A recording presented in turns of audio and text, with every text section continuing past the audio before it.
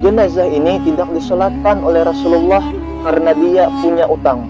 Teman-teman semua, pernahkah kalian mendengar cerita tentang Rasulullah SAW yang enggan menyolatkan jenazah seseorang karena dia semasa hidup ada punya utang yang belum dibayarnya?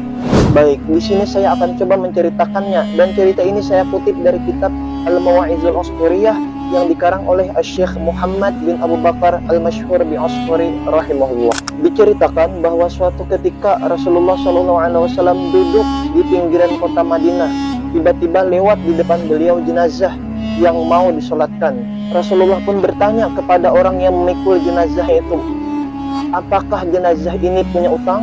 Orang-orang itu pun dengan hormat menjawabnya, ya Rasulullah, dia punya utang sejumlah 4 dirham. Rasulullah pun bersabda, sudahlah, sholatilah oleh kalian, aku tidak mau menyolatinya karena dia punya utang walaupun hanya 4 dirham. Mendengar penuturan Rasulullah ini, orang-orang itu pun paham kenapa Rasulullah tidak mau menyolati jenazah orang itu. Di saat keadaan seperti itu, Allah pun mengutus malaikat Jibril untuk menemui Rasulullah. Saat malaikat Jibril bertemu dengan Rasulullah, malaikat Jibril pun menyampaikan bahwa Allah Subhanahu wa Ta'ala mengirimkan salam kepadanya.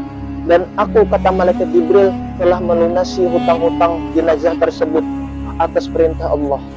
Mendengar ucapan Jibril itu, Rasulullah pun merasa takjub dan bertanya, kenapa kemuliaan tersebut bisa dimiliki oleh jenazah itu? Malaikat Jibril pun menjawab bahwa semasa hidup orang itu rajin mengamalkan surah Al-Ikhlas atau Qul Huwallahu Ahad sebanyak 100 kali. Bahkan siapapun yang menyolatkan jenazahnya itu, dia juga akan diampuni oleh Allah akan dosa-dosanya. Sebab di dalam surah Al-Ikhlas itu ada menerangkan tentang sifat-sifat Allah dan puji-pujian kepadanya. Dan di sini saya mau mendisklaimer ya teman-teman, bahwa kisah ini bukan menyuruh kita untuk berhutang kepada seorang kemudian berharap malaikat yang membayarnya dengan sebab membaca surah Al-Ikhlas 100 kali ini. Kalau kita berhutang, wajiblah kita bayar kepada orang tersebut, karena di dalam hadis lain Rasulullah SAW ada bersabda, yughfaru lisyahidi kullu dzambin illa dain. Semua dosa-dosa orang yang mati syahid itu diampuni kecuali dosa karena dia berhutang.